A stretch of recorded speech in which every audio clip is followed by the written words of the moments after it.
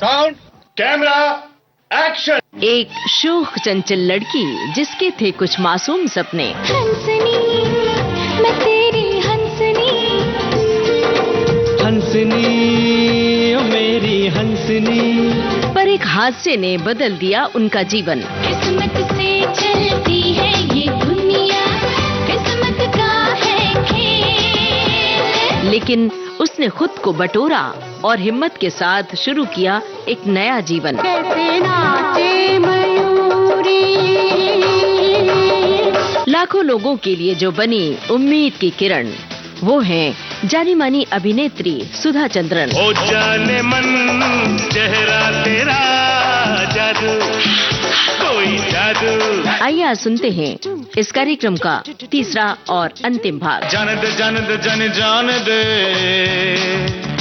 होए होए, मिलने का मजा जरा आने दे। दोस्तों नमस्कार। विविध भारती के स्टूडियो में आज हमारे साथ एक ऐसी हस्ती मौजूद हैं जिन्हें हमने बहुत ज्यादा सराहा भी है और कई ऐसे रोल्स हैं जिन्हें बहुत सारी नफरत भी मिली है। इनका जीवन एक प्रेरणा रहा है और आज हम बहुत सारी बातें करेंगे। बहुत बहुत स्वागत करते हैं अभिनेत्री सुधा चंद्रन जी का। बहुत बहुत स्वागत। बहुत बहुत शुक्रिया। नाचे मयूरी के जरिए आपने तमाम लोगों को प्रेरणा दी। इन 40 सालों में भी आपने इतने सारे लोगों से मुलाकात की होगी जिनका रुझान नृत्य की तरफ है और जिनके लिए आप लगातार प्रेरणा हैं। इनमें से कुछ यादें हों तो बांटिए हमारे साथ। मैं यूएस गई थी परफॉर्म करने के लिए। जी। तो मैं परफॉर्म कर रही थी, एक बूढ़ी औरत आई मेरे पास। मैंने कहा ब्लेसिंग्स माता जी, आशीर्वाद दीजिए। बोलते बेटा मैं तुमसे कुछ मांगना चाहती हूँ। मैंने कहा हाँ माँ बोलिए ना। बोलते तुम्हारे जूते हैं। मैंने कहा क्यों? बोलते हिंदुस्तान की मिट्टी है ना उसमें। वाह। मैं कई साल पहले हिंदुस्तान छोड़ के आई हूँ, उसे मैं अपने पास रखना चाहती हूँ गजब। कि ये जो है ना वो हिंदुस्तानी खून ही कर सकता है। तो that was a very big moment for me. और अब मेरे लिए बहुत इंपॉर्टेंट मोमेंट ये है, मेरा जो मैन फ्राइडे है विजय लोखंडे, उसकी बेटी का जन्म हुआ, उसने उसका नाम मयूरी रखा है। वाह। तो अगर मैं इस दुनिया से चली भी गई ना तो उसकी जिंदगी में उसकी बेटी हमेशा मेरी याद दिलाएगी उसे। क्या बात है, क्या बात है। आई थिंक ये बहुत बड़ा ट्रिब्यूट है मेरे। बहुत बड़ा। मैं वही बोलती हूँ उसको, विजय मेरे सारे ब्लेसिंग्स हैं, जितने भी मैंने खुशियां देखी है वो सब तुम्हारी बेटी में आए। मेरा दुख उसकी परछाई तक ना छुए। क्या बात है। मयूरी और नाचे मयूरी आने के बाद एक जो कमाल हुआ वो बहुत कम एक्टर्स की जिंदगी में होता है कि अक्रॉस द लैंग्वेज फिल्में की। जी। मैं आपकी फिल्मोग्राफी देख रहा था तो मलयालम जी, तमिल जी, तेलुगु जी, हिंदी, जी, ये हो क्या रहा था? बंगाली, बंगाली अवधी वो में सब- फारूक शेख साहब थे मेरे साथ। वो सब चली जा रही हैं। हाँ, और अक्रॉस साउथ भी चली जा रही हैं सारी फिल्में, एक के बाद एक के बाद एक के बाद एक। ये क्या हो रहा था? करती गई। वो एक फेज होता है। जी। साउथ की एक खासियत है, आप जब एक रीजन में इंट्रोड्यूस हो जाते हो ना तो चारों भाषाएं आपको उठा लेते हैं। जी। सो आपका वो एक सर्कल बनता है कि आपने एक तमिल की, फिर कन्नड़ा की, फिर तेलुगु, मलयालम, तब तक एक दूसरी तमिल फिल्म रेडी होती है तो आप यहां आ जाते हो। तो ऐसे मैं फिल्में करती रही। लेकिन I was born and bought up in Bombay. तो जब नाची मयूरी फिल्म आई उसके बाद पति परमेश्वर बनी, हिंदी में भी साधना जी और आर.के. नैयर साहब की फिल्म। तो मेरे लिए भी साधना जी से मिलना मतलब एपिटोम ऑफ ब्यूटी जिसको कहते हैं।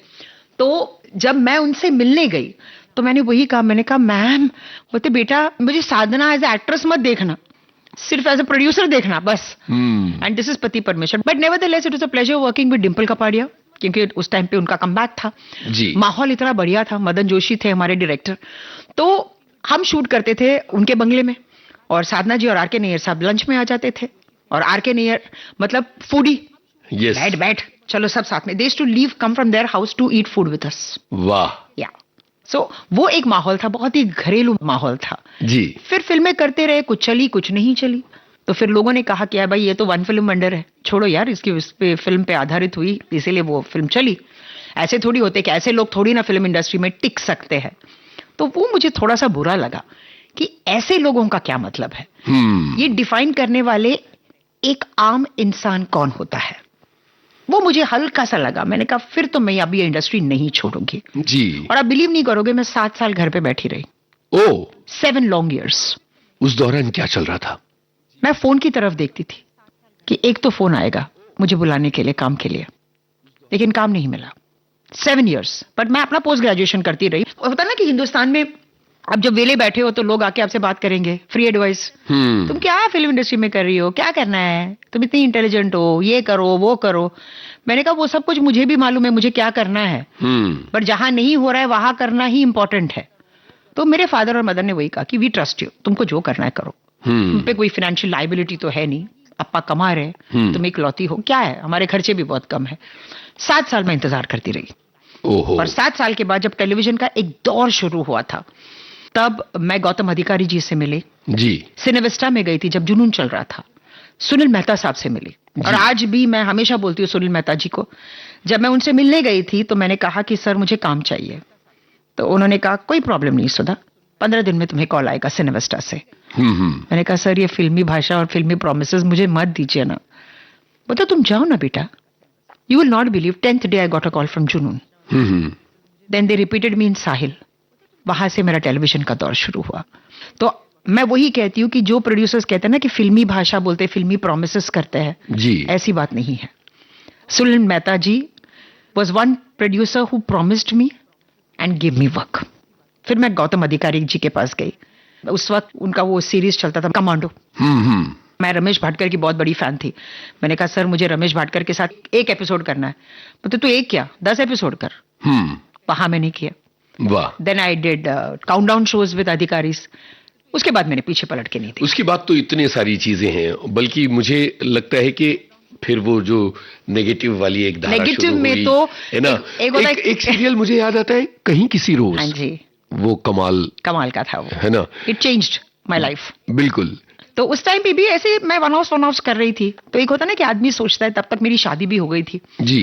तो I got married to my best friend Ravi Dang. लेकिन इसकी भी एक कहानी है, बहुत बड़ी कहानी है. उसकी कहानी तो बहुत क्यूट कहानी है वो. बताइए. तो मैं एक्चुअली उसको मिली थी जब मैं फिल्म की शूटिंग कर रही थी. एक फिल्म कर रही थी सीता सलमा सूजी जी, जैसे अमर अकबर एंथनी, एक फिल्म ऐसे लेडीज वाली. मैं अर्चना पूरन सिंह और मुनमुन सेन. तो ये बंदा मतलब हमारे कमर नारवी साहब थे जो डायरेक्टर थे, तो उनके एसोसिएट थे ये. तो आते थे सवेरे. एक तो कभी हंसता नहीं था. हमारी आदत थी यार, मॉर्निंग में आदमी हंसता नहीं है, मतलब ये क्या है. मतलब आदमी कड़वा बादाम बन के आता है सेट पे जी. तो बहुत ही नाक ऐसा चढ़ा के ना ऐसे, मतलब 6'1". तो मैं बोलती थी यार कैसे लोग हैं यार इस इंडस्ट्री में. तो आता था, मैं बोलती थी हेलो गुड मॉर्निंग, चला जाता था. मैंने कहा आपके घर में आपको सिखाया नहीं है क्या, आपको गुड मॉर्निंग बोलना है रेसिप्रोकेशन में. बोले देखिए मैडम, मैं एसोसिएट हूँ, मेरे पास काम बहुत होते हैं. और यहाँ मुझे पैसे आपको गुड मॉर्निंग बोलने के लिए नहीं दिया जाता है. मुझे जाके सेट तैयार करनी है, क्योंकि लोगों का हमारे शॉट्स लगाने हैं. तो हर रोज मैं आके आपको गुड मॉर्निंग बोलूं, ये मेरा कोई प्रोटोकॉल नहीं है. ओहो. मैंने कहा वाह, बंदा बड़ा स्ट्रांग है. क्योंकि नॉर्मली जब आप देखते हैं ना लोग हेलो हेलो हेलो, बट जब आप बहुत एक डिफरेंट इंसान को देखते हैं, आई कम फ्रॉम साउथ, तो मेरे फादर हमेशा वैसे थे, इतनी जल्दी किसी की बात सुनते नहीं थे. तो मुझे कहीं ना कहीं लगा कि अरे मेरे फादर की झलक है इस बंदे में. तो देन एक होता ना कि आप बात करने लगते हो, then you understand each other. साथ में स्ट्रगल करते थे, क्योंकि मैं अकेली कहीं जा नहीं सकती थी ऑफिस में. तो मैं इसको बोलती थी तू चल ना मेरे साथ यार, एक लड़का मेरे साथ रहेगा तो लोगों को लगेगा कि कोई तो है मेरे साथ. ऐसे हम लोग करते करते 8 साल हमारी दोस्ती थी. वाह. तब तक मेरे मदर का प्रेशर था, फादर का नहीं, कि चलो चलो अभी शादी के लिए लड़का ढूंढे. मैंने कहा देखो अम्मा, शादी करके नॉन फिल्मी बैकग्राउंड में मैं नहीं रह सकती अभी, क्योंकि इतना वो फिल्म मेरे अंदर घुस गया है. या तो वो बंदा हो जो मुझे समझे, मेरे इस इंडस्ट्री को समझे, मेरे वर्किंग पैटर्न को समझे, क्योंकि मैं रात को लेट आऊंगी, देर से आऊंगी, बातें करूंगी. अब हर चीज पे मुझसे सवाल पूछा जाएगा जिसका जवाब मैं नहीं दूंगी, और हर बात का प्रूफ हो ये भी मुमकिन नहीं है. और मैं प्रूफ इसलिए नहीं दूंगी, अगर मैं गलत नहीं हूं तो मैं प्रूफ नहीं दूंगी लोगों को. तो मैंने इससे कहा, मैंने कहा यार मेरी माँ का बहुत प्रेशर आ रहा है यार. बोलते यार मेरी बहन का भी बहुत प्रेशर आ रहा है यार. मैंने कहा चल ना शादी कर लेते. उसने बोला क्या. मैंने कहा देख तू भी मेरे बगैर नहीं रह सकता, 8 साल से तू मेरे साथ है, मैं भी तेरे बगैर नहीं रह सकती. मैंने कहा देख मैंने तेरे लिए पेजर लिया था 15,000 का. वाह. सिर्फ मैसेज पढ़ने के लिए. मैंने कहा कुछ तो होगा, ये दोस्ती से कुछ एक स्टेप आगे है जो शायद हम दोनों नहीं समझ पा रहे. उसने बोला यार बट तू क्या बोल रही है. मैंने कहा हाँ परसों का दिन बहुत अच्छा है यार, कर ले क्या. एकदम. बोला यार मेरे फादर इधर नहीं है यार, मेरे भाई दिल्ली में है. मैंने कहा देख अब तू फिल्मी बन रहा है. हाँ. मैंने कहा परसों का दिन अच्छा दिन है, शादी करने जा रही हूँ. बोले किससे. मैंने कहा रवि से. बोलते पंजाबी से. मैंने कहा हाँ. तो नहीं, वो ऐसे बटन खोल के आता है घर के अंदर। हमारे साउथ इंडियन में तो यहाँ तक बटन करके आते हैं। मुझे एक दूजे के लिए याद आ रही है। एक दूजे के लिए नहीं, हमें राही प्यार के। अच्छा। अरे सर जी, उसी में मेरे फादर थे, जो जूही के फादर थे, हाँ। वो मेरे फादर है personally. Okay. He is my father, mister KD Chandran, जिन्होंने वो रोल किया था। तो हमारे घर में हमें राही प्यार के चल रहा था। ओके। हाँ, तो मेरी माँ बोलती थी नहीं, यहाँ तक बटन खोल के आता है, येलो टी शर्ट पहनता है, ग्रीन पैंट पहनता है, ये कौन सा बंदा है? तो मैंने कहा ये थोड़ी ना होता है अम्मा, आदमी को देखो। हाँ। तो शी वॉज लाइक नहीं, पंजाबीज में एग्रीकल्चर है। तो मेरे हस्बैंड ने कहा कि मैडम, हम लोग एग्रीकल्चर है तभी तो आप लोग रोटी खाते हो। तो मतलब बात वहां तक बढ़ गई थी। अरे बाप रे। तो मैंने कहा अब ये सारा बंद करो, करे या ना करे, क्योंकि 2 दिन बाद है। मैंने कहा सितंबर 4, मैंने कहा पंजाबी पकड़ेंगे तो गलत है, क्योंकि उनके रस्म हमारे साथ नहीं मिलेंगे। हम मद्रासी उन पे ठोकेंगे तो हमारा नहीं होगा। मैंने कहा चलो मंदिर चलते हैं, सिंपल से एक शादी करते। मेरे फादर ने कहा डन। तो रवि ने कहा कि बट सर आप मुझे जानते नहीं है। तो मेरे फादर ने कहा मैं तुमको जानता हूं बट अच्छी तरह से नहीं जानता हूं। मैं अपनी बेटी को बहुत अच्छी तरह से जानता हूं, उसका जजमेंट कभी गलत नहीं हो सकता। मुझे अपनी बेटी पर विश्वास है, वो गलत नहीं हो सकती। वाह। That was the final statement of his. Finish हो गया। इसे चैप्टर ओवर। कभी शादी करनी है? मैंने कहा परसों, सितंबर 4 इज अ गुड डे। बोला वो भी तुमने देख लिया? मैंने कहा सब देख लिया। बेचारे उनके ब्रदर नहीं आ पाए, उनके फादर बेचारे आए। रात को उनका कुछ मेहंदी का रस्म था, मैं शूट कर रही थी, रात को 12 बजे गई। तो उन्होंने कहा पुत्र तेरी पोटी तो रात दी 12 बजे आंदी है, शादी पे आएगी कि नहीं आएगी? तो मैंने कहा नहीं बाबूजी, मैंने कहा सवेरे शार्प मैं पहुंच जाऊंगी मंदिर में।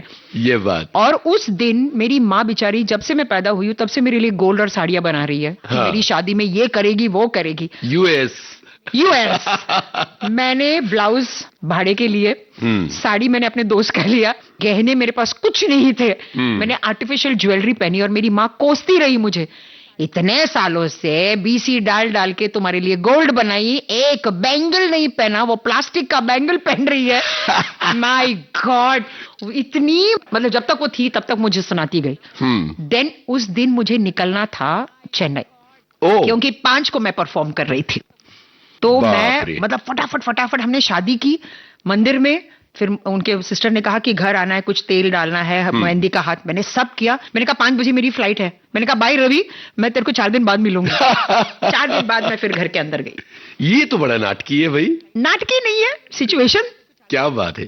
बट एक होता है ना कि अगर उस वक्त मैं वो डिसाइड नहीं करती ना तो शायद शादी नहीं होती। And I would have lost the best man in my life. क्या बात है। तो best man in your life, उसके लिए गाना। जहां मैं जाती हूँ वहीं चले आते हो, चोरी चोरी मेरे दिल में समाते हो। क्या बात है। सुनते हैं ये गाना जी। जहाँ मैं जाती हूँ वहीं चले आते हो, चोरी चोरी मेरे दिल में समाते हो। ये तो बताओ कि तुम मेरे कौन हो। जहाँ मैं जाती हूँ वहीं चले आते हो, चोरी चोरी मेरे दिल में समाते हो। ये तो बताओ कि तुम मेरे कौन हो। दिल की दिल से लगन की ये बात है, प्यार की राह रस्म की ये बात है। मुझसे न पूछो कि तुम मेरे कौन हो।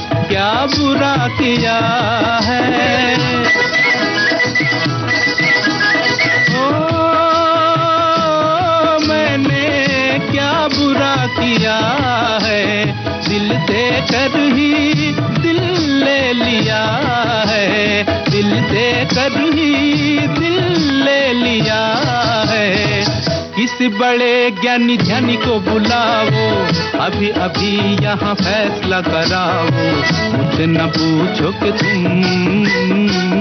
मेरे कौन हो।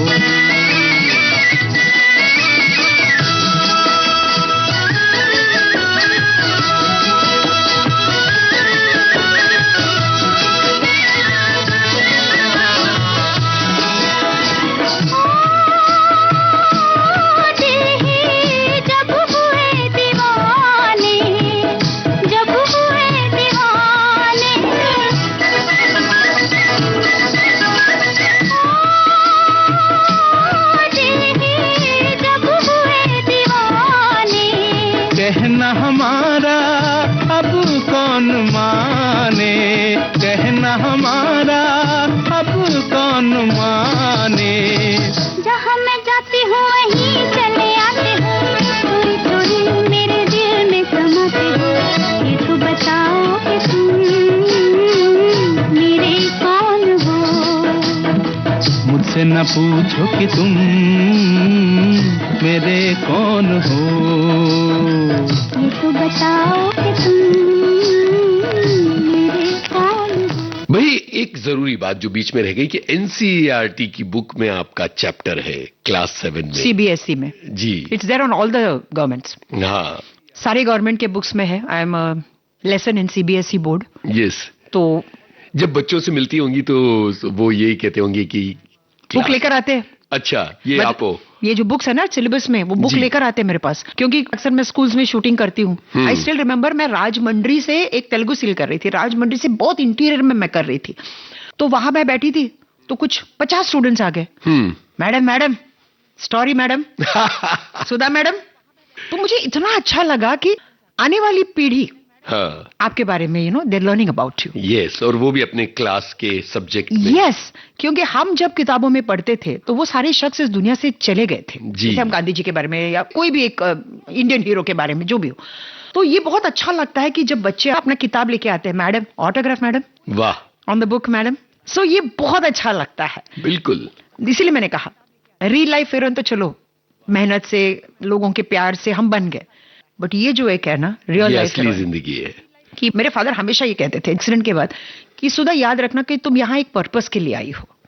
जब तुम इस दुनिया से चली भी जाओगी ना, फॉर जनरेशंस टू कम कुछ ऐसा कर दिखाओ कि कहीं ना कहीं तुम्हारा जिक्र होता रहे।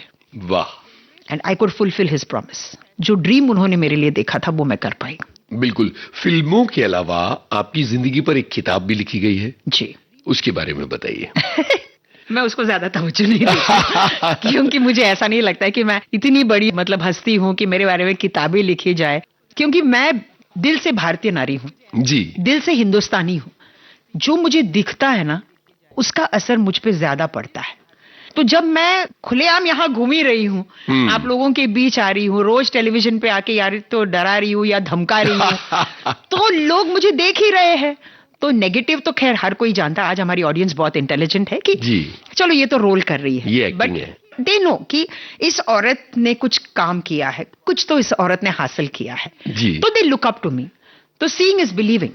एक होता ना कि आप जब किसी चीज को देखते हो उसका प्रभाव बहुत जल्दी पड़ता है। ऑफ कोर्स रीडिंग डेफिनेटली है, तो देखते वो आगे चल के, ये बुक तो है ही, अगर कुछ और अच्छा लिखेंगे तो देखते। बिल्कुल। ये जो नेगेटिव रोल्स मिलने का सिलसिला शुरू हुआ था, जाहिर है कि यहाँ से आपको इन पर काम करना, पैसे मिलने लगे। पैसे मिलने लगे, वो तो है, पैसे मिलने लगे। लेकिन चूंकि नृत्य की तालीम थी तो वो एक्सप्रेशंस और वो सारा खेल था आपका, हाँ। जो बहुत काम आया। यस। आप अपनी आंखों से बड़ा खतरनाक बहुत तरीके से खेलती काम हूँ लेती मैं, रही। बहुत खेलती हूँ मैं अपनी आंखों से। जी। एक होता ना शादी के बाद पैसों की जरूरत होती है, क्योंकि रवि उस वक्त शक्तिमान कर रहे थे जी। और मैं घर में बैठी थी। जिंदगी में गैस नहीं जलाया, क्योंकि मेरे फादर कभी मुझे गैस के वहां नहीं छोड़ते थे। मेरी माँ बोलती थी किचन में तुम्हारा काम नहीं है, तुम सिर्फ पढ़ाई करो। अब जब शादी तो कर ली, खाएंगे क्या? जी। तो बेचारा रवि घर पे सवेरे खिचड़ी बना के जाता था, और जब तक वो रात को नहीं आता था मैं उसी खिचड़ी को ठंडा ठंडा ऐसे खाती थी। और मेरी माँ का फोन आता था, तुमने कुछ खाया? एक होता ना कि माँ का एक तंज होता है ना, हाँ। हाँ तुम तो डिसाइड तो कर लिया, अब ठीक है कि नहीं? मैंने कहा वाह मम्मा क्या खाना बनाया है मैंने, क्या खा रही हो। ऐसे 6 महीने में सिर्फ खिचड़ी पे रही। ओ मतलब किसी को पता नहीं था। मैंने अपनी बात मेरे माँ तक मैंने नहीं पहुंचाया। मैंने अपने हस्बैंड से यही कहा था, जिस दिन तू अपना घर लेगा उस दिन मैं शादी करूंगी। और उसने कुछ अगस्त में घर लिया और मैंने सितंबर में शादी की। वाह। मैंने कहा मैं इकलौती हूँ, पर मैं ये कभी नहीं चाहूंगी कि मैं अपने माँ बाप के साथ रहूं। मैंने कहा तू मेरे लिए एक रूम लेकर आ, बट वो अपना होगा। और उसने वो किया। उसमें मेरे फादर इन लॉ का बहुत बड़ा हाथ था जी। और वो घर आज भी मैंने रखा है, वो जो ग्रीन फील्ड्स में है, वो मेरे लिए बहुत लकी है। बिल्कुल। वहां से हमारी तरक्की शुरू हुई। वो जगह भी बड़ी अच्छी है, बहुत अच्छी, और एक इमोशनल अटैचमेंट है। मेरे फादर इन लॉ ने मेरे हस्बैंड को दिया था वो गिफ्ट। फर्रुखाबाद का घर बेच के उन्होंने अपने बच्चों को वो डिवाइड किया था। वो 4.5 लाख में हमने वो घर लिया था मेरे फादर इन लॉ की मेहरबानी से। वाह। जब शादी हुई तो एक था कि बोले तुम तो काम कर रहे हो, बट अगर थोड़ा बहुत पैसे भी आ जाए तो घर संभालने में ना it becomes easier to settle down. तो उस वक्त बालाजी से मुझे फोन आया, बालाजी टेलीफिल्म से, कि एक सीरियल बना रहे, इट्स अ सोशो थ्रिलर, तो एकता जी आपसे मिलना चाहती है। मैंने कहा चलो भैया चलते हैं। तो मैं गई, मैंने कहानी सुनी। तो सुनते सुनते मुझे समझ में नहीं आया। मैंने कहा ये कौन सी कहानी मुझे सुना रही है। मैंने कहा कौन सा रोल है? Shaina. I would love to do Shaina. तो एकता हंसी, बोलते this role is not, it's a 20-year-old girl, you can't do that role. तो मैंने कहा then what am I doing? She says Ramola. Oh. I said Ramola? I said but she is an entrepreneur, Delhi socialite. मैंने कहा वो मेरी जिंदगी नहीं है, I can't even identify with her. She said that's why I want you to do it, because you don't have a tag behind you. I want a fresh face. And she said looking at your eyes na, they speak volumes. तभी मुझे reflect हुआ गोपी जी की बातें। Life is तुम्हारी आंखें full circle. तो मैंने कहा ओके आई ट्राई। बोलते no try, you are doing it. Contract लेकर आई, बोलते साइन। और उस वक्त मैंने 3,000 रुपए में साइन किया था कहीं किसी रोल से। और मुझे याद है फर्स्ट डे होमी वाडिया जी थे हमारे डायरेक्टर। तो फर्स्ट शॉट ही था कि मैं चेक साइन कर रही हूँ जी। तो 1 करोड़ का चेक था। तो मैंने 1 डाला, ऐसे गई कॉमा, फिर मैं रुक गई। तो होमी जी ने पूछा क्या हुआ सुधा जी? मैंने कहा कितने शून्य होते हैं करोड़ में? 1 करोड़ में कितने शून्य होते हैं? तो पूरा सेट हंस पड़ा। मैंने कहा क्या करे सर, मिडिल क्लास हूँ सर। मैंने कहा नहीं पता जी। बट जो स्टाइल मुझे वहां से मिला, मतलब Homi ji taught me how to stand, how to walk, कि डेलीइट्स कैसे रहते हैं। देन संतराम वर्मा, ही तो चेंज्ड एवरीथिंग इन कहीं किसी रोज। मतलब जो मुझे वहां तक ले गया वो बंदा। वो जो कैरेक्टर की जो डेप्थ आई और जो कड़क मिजाज, तो लोगों को डर लगता था लेकिन उसके बावजूद देखने में आनंद आता था। कलयुग। हाँ। People used to love to hate me. मुझे हेट करना भी उन्हें पसंद था। जी बिल्कुल। बट कहीं ना वो जो अंदर जो एक कड़वाहट भरी थी ना, वो शायद निकली थी उस टाइम पे। क्या बात है। कभी होता ना कि जब आप स्ट्रगल करते हो ना, तो वो आप उसको दबोच देते हो। You know, you put it inside. तो वो एक चैनलाइज हुआ। वो चैनलाइज हुआ उसमें। मेरा ख्याल है 3-4 साल चला होगा। 4.5 years। बाप रे। और डेली सोप। और 11 बजे। यस। रात के 11 बजे आके डराते थे लोगों को। मुझे याद है जैसे 11:30 बजे बंद होता था ना, मुझे दिल्ली से मेरे फ्रेंड्स फोन करते थे, यार तूने किसको देखा यार? क्योंकि वो फ्रीज भी वैसे करती थी ना कि किसी को देखा और रमोला का लुक। यार मंडे कौन जाएगा यार? मैंने कहा माय गॉड। मेरे जो जूनियर आर्टिस्ट फ्रेंड्स थे, क्योंकि मैं बहुत क्लोज हूँ हमारे जूनियर आर्टिस्टों के साथ, आई फील उन्होंने बहुत सपोर्ट किया मुझे फ्रॉम मयूरी टिल आज। तो जितने भी जूनियर आर्टिस्ट ट्रेन से ट्रैवल करते थे, फर्स्ट ट्रेन 7 बजे की शिफ्ट के लिए, आते मेरे को बोलते थे सुधा जी कल के कॉस्ट्यूम की तारीफ कर रहे थे लोग ट्रेन में। तो इंस्टेंट फीडबैक मुझे उनके थ्रू से मिलता था, पब्लिक वाला फीडबैक। और 6 महीने तक ना मैंने एकता को भी बोला था, मैंने कहा एकता मेकअप बहुत लाउड लग रहा है। पता Sudha ji mark my words, 6 months later people will be following you. ये उसका कन्विक्शन था। क्या बात है, क्या बात है। मतलब हर नॉलेज ऑफ टेलीविजन। एक चीज हमारे सुनने वालों को बताइए कि डेली सोप करना और वो भी इतना कंज्यूमिंग रोल करना 4.5 साल, ये कितनी मैराथन थी, कितनी बड़ी और मेहनत भरी मैराथन। नहीं, मेहनत इसलिए नहीं लगी क्योंकि हम वही तो चाहते थे जी। वही तो हमारी चाह है। हम क्यों आए इंडस्ट्री में? हम लग्जरीज लाइफ एंजॉय करने थोड़ी ना आए हैं। सी वी नो कि सोशल डेली सोप में क्या उसके लिमिटेशंस है, उसमें हमें कितनी मेहनत करनी पड़ेगी, कितना सैक्रिफाइस करना पड़ेगा, बट हम उसके लिए रेडी है। क्योंकि जब आप उतनी मेहनत करते हो ना, उसका फल आपको मिलता है। सी जब आप बाहर जाते हो और लोग बोलते हैं यार रमोला सिकंद, आपकी वो पूरी मेहनत में आपको पता ही नहीं चलता कि आपने इतनी मेहनत की है। जो आपने डे नाइट किया है, क्योंकि आपने वो मेहनत की तो आपको ये पहचान मिली है। तब जाके रमोला सिकन जो है लेजेंड कैरेक्टर मैं लोगों को वही बोलती हूँ, आप मेहनत करोगे, लोग आपको डेफिनेटली उस मुकाम तक ले जाएंगे। एंड डिसाइडिंग फैक्टर्स वो है, आप नहीं। बहुत सही है, और बहुत उनका प्यार सदैव हमारे साथ रहे। Pray to God that they keep loving you always. Yes. और अनकंडीशनल लव है, बिल्कुल, क्योंकि रिटर्न में हम उनको कुछ भी नहीं दे रहे। वो अपने बिजी लाइफ से भी उतना वक्त निकाल के हमारे लिए कुछ लिखते हैं, पोस्ट करते हैं, हमसे बातचीत करते हैं, ऊपर आके आपसे बोलते हैं कि आपने ये अच्छा किया। यस। आज की तारीख में उन्हें क्या जरूरत है? बिल्कुल। But they do it because they love you. यहाँ एक गाना सुनते हैं। जी। दुनिया में रहना है तो काम कर प्यारे, हाथ जोड़ सबको सलाम कर प्यारे। आजकल ये गाना रील्स में अनायास बड़ा मैंने चलता सब किया है। मैं सिर्फ पुराने गानों पर रील्स करती हूँ। ये बात। यस, बिल्कुल, सुनते हैं ये गाना। जी।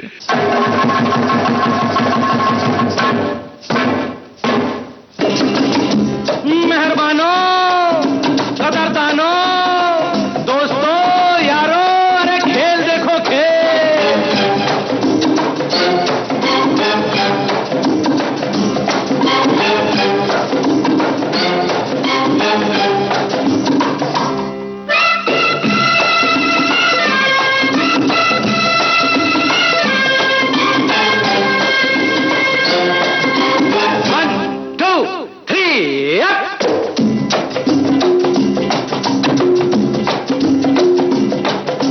दुनिया में रहना है तो काम कर प्यारे,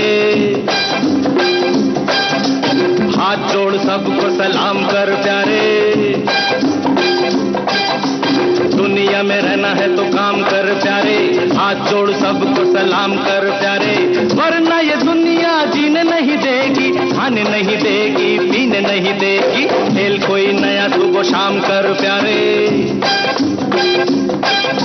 दुनिया में रहना है तो काम कर प्यारे, हाथ जोड़ सबको सलाम कर प्यारे। वरना ये दुनिया जीने नहीं देगी, खाने नहीं देगी, पीने नहीं देगी। खेल कोई नया सुबह शाम कर प्यारे। दुनिया में रहना है तो काम कर प्यारे।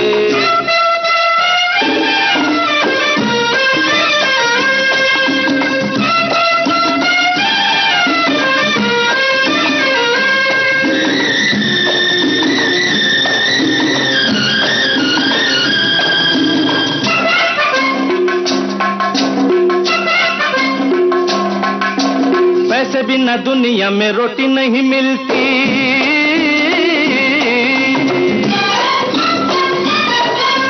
रोटी नहीं मिलती, लंगोटी नहीं मिलती। पैसे बिना दुनिया में रोटी नहीं मिलती, रोटी नहीं मिलती, लंगोटी नहीं मिलती। नाम अपना न बदनाम कर प्यारे, हाथ जोड़ सबको सलाम कर प्यारे। ये दुनिया में रहना है तो काम कर प्यारे।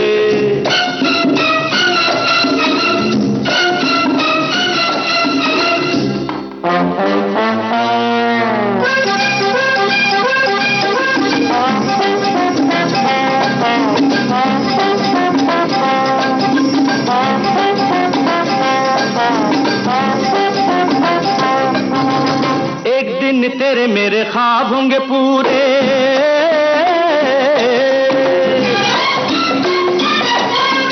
ऐसी कोई बात कर चल ओ जमूरे। एक दिन तेरे मेरे ख्वाब होंगे पूरे, ऐसी कोई बात कर चल ओ जमूरे। रह जाए सब दिल थाम कर प्यारे, हाथ जोड़ सबको सलाम कर प्यारे। ये दुनिया में रहना है तो काम कर प्यारे।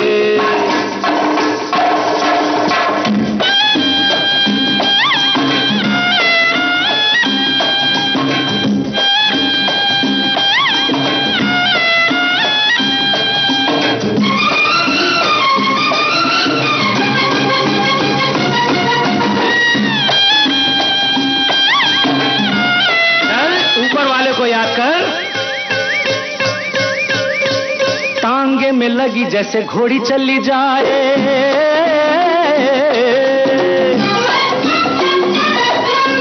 रस्सी पे गोरी ऐसे दौड़ी चली जाए।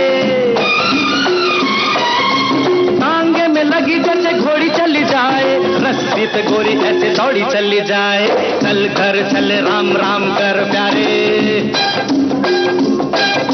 दुनिया में रहना है तो काम कर प्यारे, हाथ जोड़ सबको सलाम कर प्यारे, वरना ये दुनिया जीने नहीं देगी, खाने नहीं देगी, पीने नहीं देगी, खेल कोई नया सुबह शाम कर प्यारे।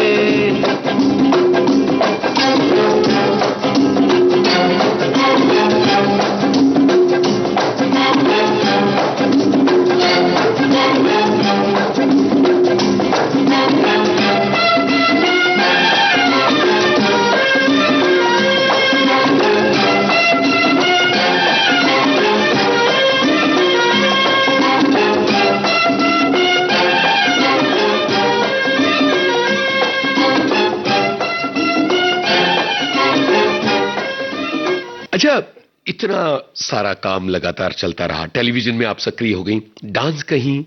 नहीं, डांस अभी भी चल रहा है जी। डांस कभी बैकसीट नहीं होगा जिंदगी में, नहीं, दैट विल कंटिन्यू। और मैं चाहती हूं कि जब मैं इस दुनिया से जाऊं तो it should be with my घुंघरूज ऑन। वाह, ये पैशन है डांस के लिए? Passion, the air that I breathe, reason of my existence ही वही है, मेरी पहचान वही है। अच्छा, आपके ये खतरनाक रोल्स जो हैं उनके बारे में आपके पतिदेव की क्या राय होती है? ओह, ही लव्स इट। मेरी माँ हमेशा बोलती है कि तू गलत कर, बुरा कर, सही ना कर, रवि के लिए तो you are an epitome of perfection. क्या बात, कभी आपने उनको ऐसे खतरनाक तरीके से आंखें दिखाई हैं? नहीं भैया, पंजाबी बंदा है। अरे बाबा, नहीं, ऐसा नहीं हो सकता। नहीं नहीं नहीं, मैं घर आती मगर एक बार भी मैंने ऐसा देखा, बोलता क्या, ऐसा मैंने कभी नहीं किया। ही इज टू लविंग और बहुत अच्छा इंसान है। मैं कहती हूँ हर लड़की को ऐसा एक पति मिले। I am really blessed. अच्छे पेरेंट्स मिलना, अच्छा लाइफ पार्टनर मिलना, अच्छे लोग मिलना, क्योंकि जब ऐसे लोग आपकी जिंदगी में आते हैं ना तो डर नहीं लगता। See when I lost my parents, initially वो था कि यार पेरेंट्स ऑफ कोर्स हमारे जाने तक तो उनका लॉस, मतलब उसकी भरपाई नहीं हो सकती, बट कहीं ना कहीं वो कॉन्फिडेंस है कि यार पति है ना, he is the mother and father for you. क्या बात है, बहुत ही कभी ये महसूस नहीं होने दिया। मैं जो करना चाहती हूँ, जैसे करना चाहती हूँ, हर चीज में उसका एक कंट्रीब्यूशन रहता है। वो सीरियल देख के मुझे बोल देगा ये चलेगा नहीं, ओहो, हाँ ये बहुत लंबे तक चलेगा। तो उसका एक जो विजन या उसका एक जो प्रेडिक्शन होता है ना, बहुत सही होता है। वो इंसानों के लिए भी हो या, मैं लोगों पे बहुत जल्दी विश्वास कर लेती हूँ। I am very vulnerable. मेरे हस्बैंड वही बोले, नहीं सुधा तू कर, मतलब ये मैं नहीं बोलता हूँ, बट ज्यादा उम्मीद मत रखना। बहुत सटल बोलता है वो कभी रोक टोक ऐसा नहीं करेगा। उसका बोलने का अंदाज बहुत प्यारा है। वाह। डांस शोज की बात करते हैं, जो टेलीविजन की डांस शोज, झलक दिखला जा वगैरह वगैरह, लंबी लिस्ट है जो आपने की है। झलक मैंने इसलिए कि मुझे कोई फॉर्म पता ही नहीं था, ये रंबा सुम्बा ये सब पता ही नहीं, वॉल्स वॉल्स मैंने कभी जिंदगी में सुना ही नहीं है जी। मैंने 4 बार तो ना बोल दिया। ओके। फिर मैं चली गई चक दे इंडिया देखने के लिए। हाँ। शाहरुख खान की फिल्म देख रही थी, तो वो बोला impossible is possible, possible is impossible, पता नहीं कुछ। लास्ट में जो वो इंडियन फ्लैग को देखे 70 मिनट, यस, देखते देखते देखते देखते मैं इतनी इंस्पायर हो गई फिल्म देख के। और उसी दौरान वापस 5वीं बार इनका फोन आया, Sudha ji will you do झलक? मैंने कहा yes, I will call you later. फिर मैंने कहा ये क्या हो गया यार सुधा, क्या करके दिया तूने? एंड दे केम एग्रीमेंट, चलो चलो करते। फिर मैं गई, I think I shed about 16 to 17 kilos. I had become like a skeleton. मैं 18 घंटे रिहर्सल करती थी। बाप रे। हाँ, तो समझ में नहीं आता था ना क्या है वो, ऐसे घूमो इधर घूमो, पता ही नहीं, भरतनाट्यम डांसर्स। बट फिर भी मुझे सबसे बड़ा कॉम्प्लीमेंट मिला है शामक दावर से ji. Ganesh Acharya called me up after seeing my hip hop. Just Sudha ji, imagine नहीं कर सकता, एक तो तुम क्लासिकल डांसर, ऊपर से इस प्रॉब्लम के बाद तुमने ऐसा किया, वाह, क्या वाह, बात वाह। है यार। देन जीतू साहब, जी, दिस इज उनके साथ तो आपने फिल्म भी की है ना? थानेदार किया था मैंने जी। बट मेरे लिए तो वो मेरे अन्नदाता है। सच अ सिंपल पर्सन। जब मैं जाती थी बालाजी में शूट करने या डबिंग करने जाती थी तो मैं जीतू साहब से मिलती थी, मुझे लिफ्ट में मिल जाते थे, तो मुझे बोलते थे नहीं नहीं नहीं पहले आप। मैंने कहा नहीं सर पहले आप। अरे नहीं नहीं, आप लोग मेहनत करते हो तभी तो हमारे बालाजी टेलीफिल्म चल रहा है। ये उनकी ह्यूमिलिटी थी, इतने हम्बल। वाह। मतलब ऐसे एक्टर्स के बारे में हम बात करने लगे ना तो फिर I think they are all legends. इसीलिए वो लोग लेजेंड्स हैं। उन्होंने जो मेहनत की, जो एक इंस्टीट्यूशन खड़ा किया उन्होंने, और उसके बावजूद इतने हम्बल और इतने डाउन टू अर्थ। गोविंदा के बारे में बात करना चाहते आई हैं। Love Chichi, I love Chichi. मैंने शोला और शबनम किया था उनके साथ जी। वो एक बहुत ही ड्रामेटिक सीन था हमने जो शूट किया था। और उस वक्त मुझे याद है गोविंदा जी थे और मोनीश बहल। हाँ, I must talk about Monish Bahl also उस शोला और बिल्कुल। शबनम में। हालांकि वही आके मेरी साड़ी उतारते हैं जो कला निकेतन के सामने। बहुत ही एक टर्निंग पॉइंट था शोला और शबनम फिल्म में। तो गोविंदा जी भी अरे यार बेचारी यार वो लड़की यार देख लो यार। मुझे याद है जैसे ही वो शॉट होता था ना मुनीश बहल जी आते थे एक नाइट गाउन के साथ और मुझे ऐसे कवर करते थे कि चलो शॉट के लिए तो मैंने किया यार उसके बाद नहीं। तो दीज वर सच ब्यूटीफुल। आज भी जब चीची जी मुझे मिलते हैं जैसे इवेंट्स में हम मिलते हैं या एक ही टाइम फ्लाइट में, आज भी वही पैशन, वही down to earth and what an actor. मतलब हिंदी इंडस्ट्री के लिए वो एक बहुत बड़े एसेट है। बिल्कुल। शोला और शबनम का गाना सुनते हैं। यस।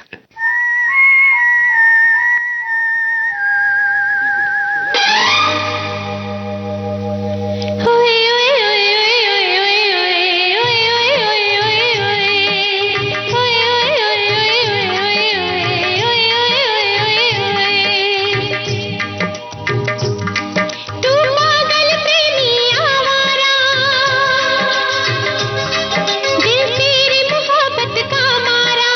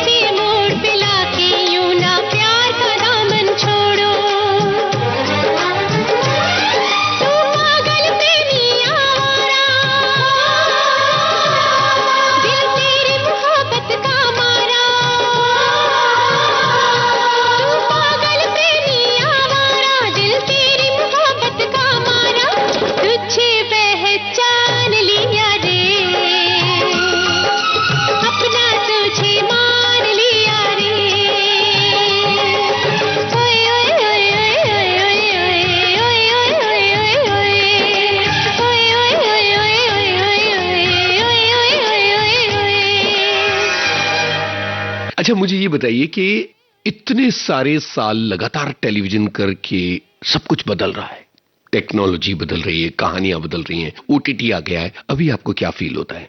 अच्छा ही है। सी वेरी इंपॉर्टेंट, बच्चन साहब से मैंने उनके कैरियर में मैंने एक बात सीखी है, जी, go with the flow.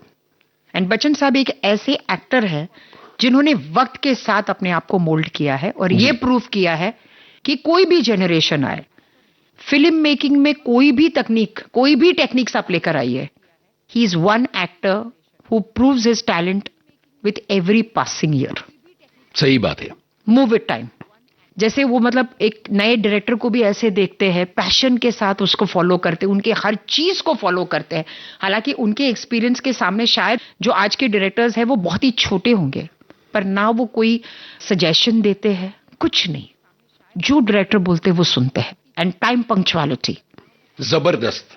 You have to learn. कई बार हम सोचते हैं ना कि how do you become great, जी, दिस इज द क्राइटेरिया। ये हमको सीखना चाहिए। शुरुआत में एक पॉइंट ऐसा आया था जब आपने कहा था कि 3 एक्ट्रेसेस ऐसी हैं जिनको आप बहुत मानती हैं, जी, आशा पारिक, अरुणा ईरानी और फरीदा जलाल।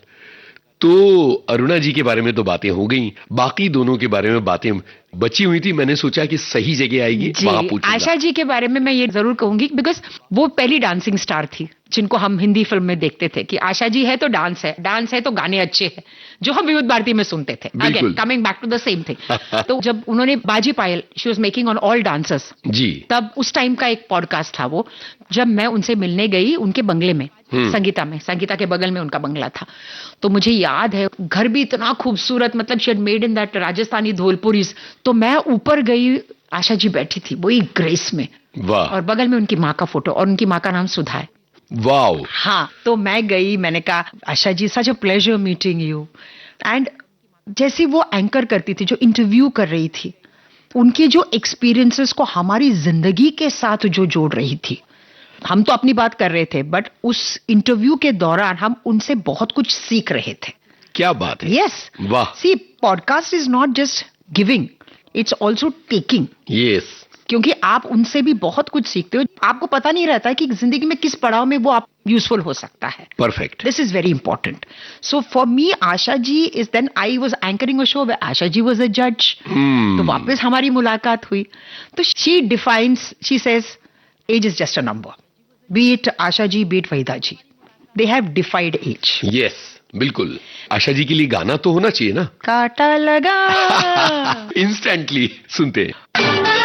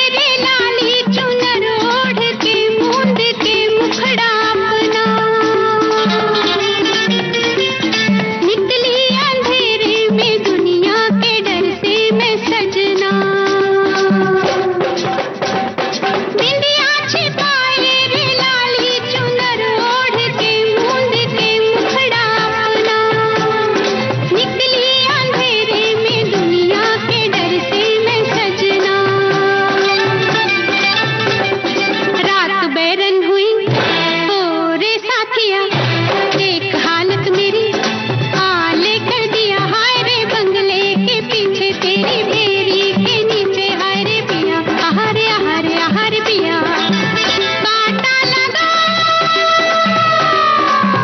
हाय लगा,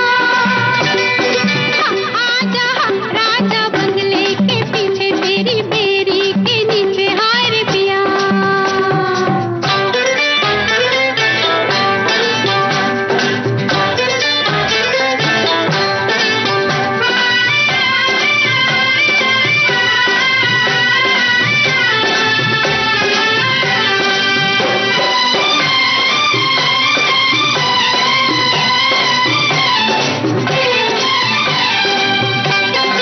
आई मुसीबत तो अब सोचती हूँ मैं क्यों रह सकी ना तेरे बिन,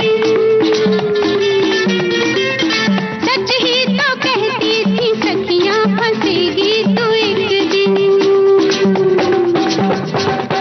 आई मुसीबत तो अब सोचती हूँ मैं क्यों रह सकी ना तेरे बिन, सच ही तो कहती थी सखियाँ फंसेगी तू एक दिन, भूल तो हो गई जो किया सो किया, तू बचा ले बलम आज मेरा जिया, हाय रे बंगले के पीछे तेरी बेरी के नीचे हाय रे पिया, आहारे आहारे आहारे पिया, कांटा लगा हाय लगा, आजा राजा बंगले के पीछे तेरी बेरी के नीचे हाय रे पिया।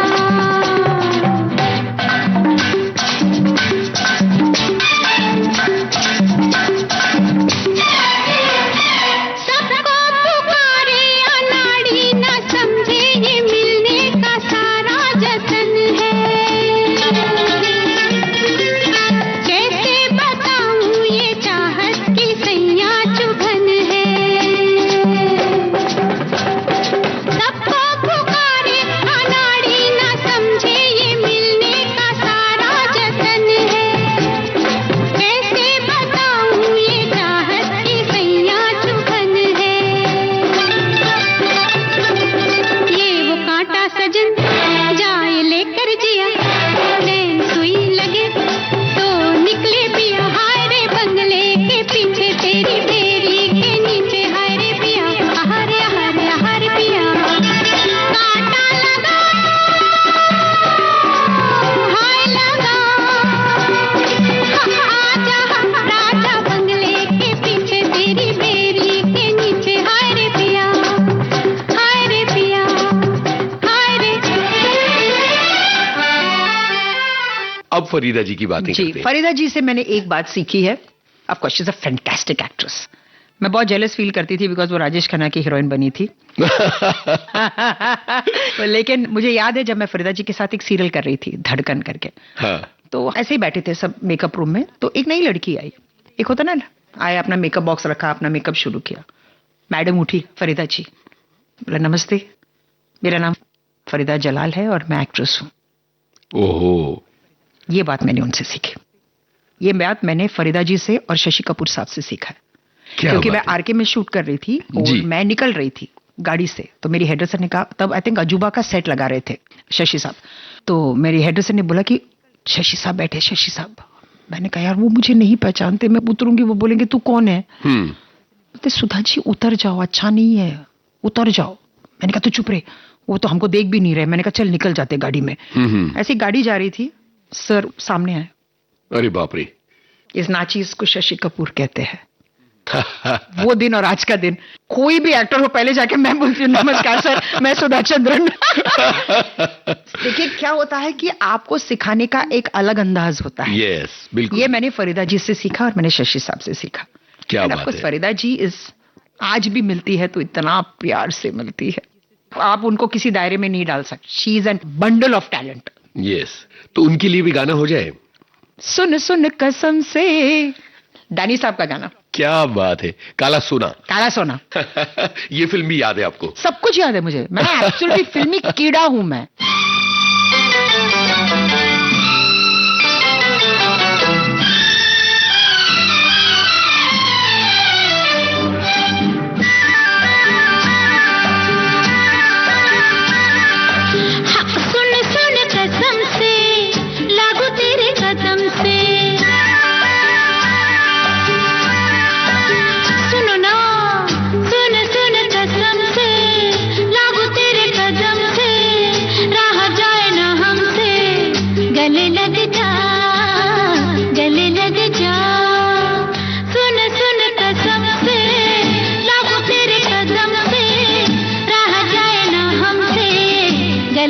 जा, गले लग जा।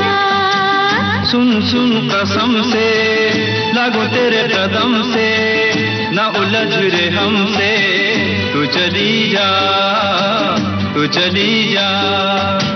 सुन सुन कसम से लागो तेरे कदम से, ना उलझ रे हमसे, तू चली जा, तू चली जा। ए शेरा, ए शेरू, कहाँ चला रे? ओहो, जाने दो ना।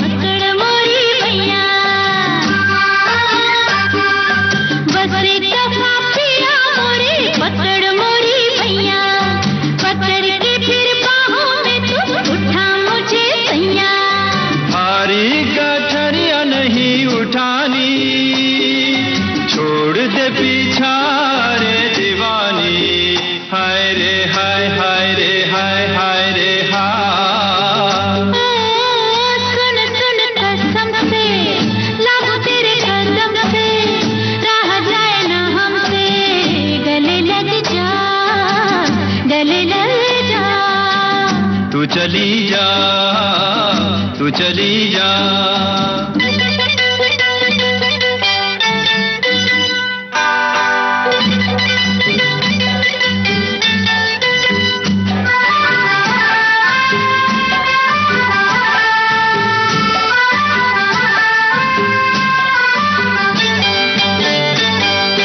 जाने दे रे बड़ी तेरी होगी मेहरबानी, आया इधर गलती हुई माफी दे दो रानी, अरे माफी दे दो।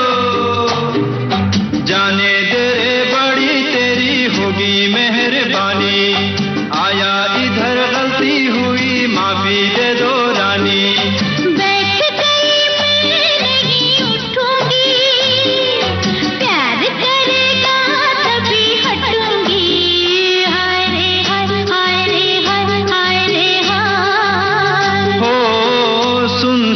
कसम से लागो तेरे कदम से, ना उलझ रे हमसे, तू चली जा, तू चली जा। गले लग जा, गले लग जा। अच्छा, बहुत सारे बच्चे हैं जो एक्टिंग की दुनिया में आना चाहते हैं और वो कामयाब लोगों की तरफ देखते हैं। बहुत सारे डांसर्स हैं जो बड़ा नाम करना चाहते हैं, वो भी अपने सीनियर्स की तरफ देखते हैं, आप जैसे लोगों की तरफ। आप अब इस स्थिति में हैं कि विविध भारती के जरिए थोड़ी सी रोशनी दिखा सकती हैं, तो बताइए। मेरा एक ही कहना है सर कि किसी भी प्रोफेशन को लाइटली मत लीजिए। ये ऐसा नहीं कि हम कुछ नहीं कर रहे तो हम एक्टिंग कर लेंगे, हम कुछ नहीं कर रहे तो डांस कर लेंगे, नॉट सो। आपको उसी डेडिकेशन के साथ, उसी कमिटमेंट के साथ, उसी प्रोफेशनलिज्म के साथ अंदर आना है। इंडस्ट्री इजी नहीं है, कड़ी मेहनत है, लेकिन मेहनत करने वालों को अच्छे रिजल्ट जरूर मिलेंगे। Wait for your time. आजकल की जो जनरेशन है वो जेट एज में घूम रही है। आज मैंने एंटर की, कल मैं बच्चन बन जाऊंगा, कल मैं शाहरुख बन जाऊंगा, ऐसा नहीं होता है जी। शाहरुख और बच्चन साहब बनने के लिए उन्होंने भी कड़ी मेहनत की, कई स्टेप्स चढ़ के वो आज उस मुकाम तक पहुंचे हैं। प्लस अगर आपको इंस्टेंट सक्सेस मिल भी जाता है, उसको लाइटली मत लीजिए, क्योंकि सक्सेस हमेशा आपके साथ नहीं रहता।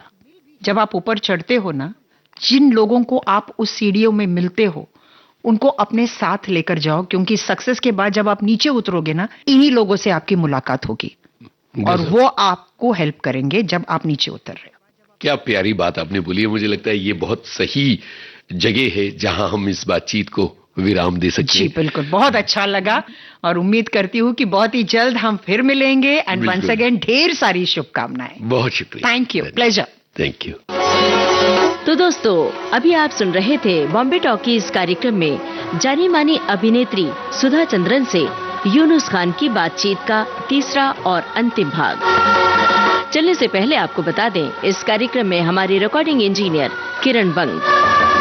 विविध भारती की ओर से इस कार्यक्रम के प्रस्तुतकर्ता जुबैर खान।